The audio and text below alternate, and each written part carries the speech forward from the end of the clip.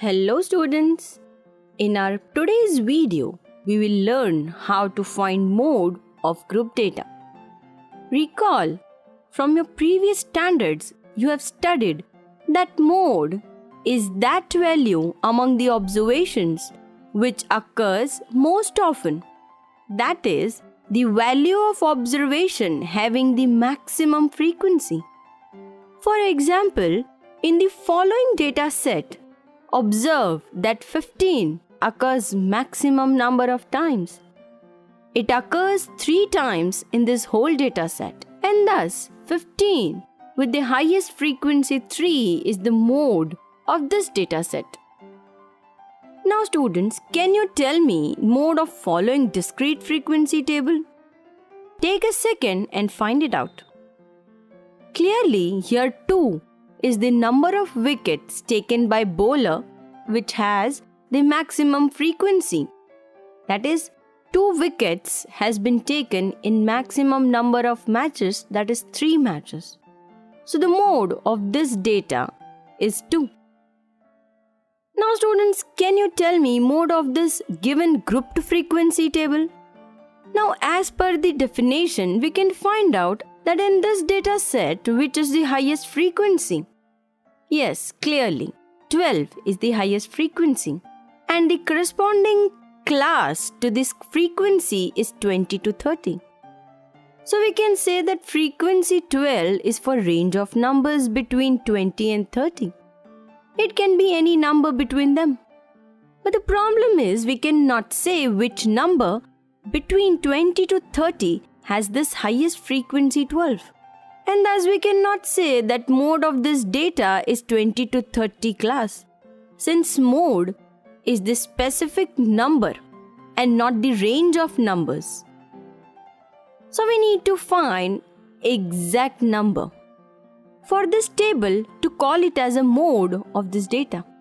And this can be done using the formula mode is equal to L plus F1 minus F0 upon 2F1 minus F0 minus F2 into H.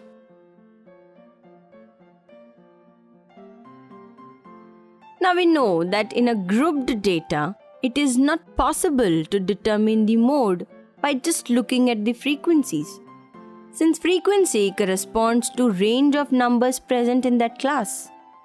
So we can only locate the class with the maximum frequency. And this class is called as modal class. And then we will have to apply the formula to calculate the mode for that table. The mode so calculated using the formula will be a value inside the model class. This formula looks little scary, but don't worry, it is easy. First, let us understand various notations used in this formula. Observe this table given to you. It shows marks obtained by 30 students in a class in a mathematics test out of 50. And we need to calculate mode of this given data. Students observe that here the maximum class frequency is 12 and the class interval corresponding to this frequency will be 20 to 30. Thus, the modal class is 20 to 30. Observe that notation L is for lower limit of the modal class, which is 20 for our example. Now the next notation is H. It is the size of class or class interval of our model class. Question is, how do you find class interval? Yes, you are right. Subtract lower limit from upper limit, which for our model class is 30 minus 20, that is 10. The next notation is F1. It refers to the frequency of the model class, which is 12 for our example. Next is F0 and F2, where F0 is the frequency of class preceding the model class, or the class before or above the model class, which is 5 in our example, and F2 is the frequency of the class succeeding or next or below the model class, which is 8 here. Now substitute all these values in the formula. And if we solve it, we get answer as 26.36. Thus, the mode of this given data is 26.36. As we said, that mode belongs to the model class. So you can observe that 26.36 is present somewhere between 20 and 30. Now students, you can try this example which is there on your screen. It shows the distribution of total monthly household expenditure of 200 families of a village. And we need to find model monthly expenditure of this family. So students, use the formula for finding mode, which is L plus F1 minus F0 upon 2F1 minus F0 minus F2 into H. Find out all the respective values from the table. For this example, we know that maximum frequency is 40. So our model class will be 1500 to 2000. L, that is lower limit, will be 1500. F0, which is the frequency of the preceding class, it would be 24. F1, which is the frequency of model class, will be 40.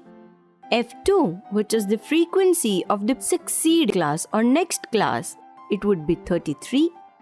And class height, that is the class interval, would be 500. So students, put all these values in the formula and calculate. We get answer rupees 1847.83. Again, you can observe this modal value falls in between 1500 and 2000. Thus, we can say that value of mode will belong to modal class. Now students, out of curiosity, can you find mean of this data as well? Yes. The method to find mean you have already learned in a previous video. You can use any of the three methods to find mean of this data and to find out. What you get? Yes, you'll get mean as 2662.3.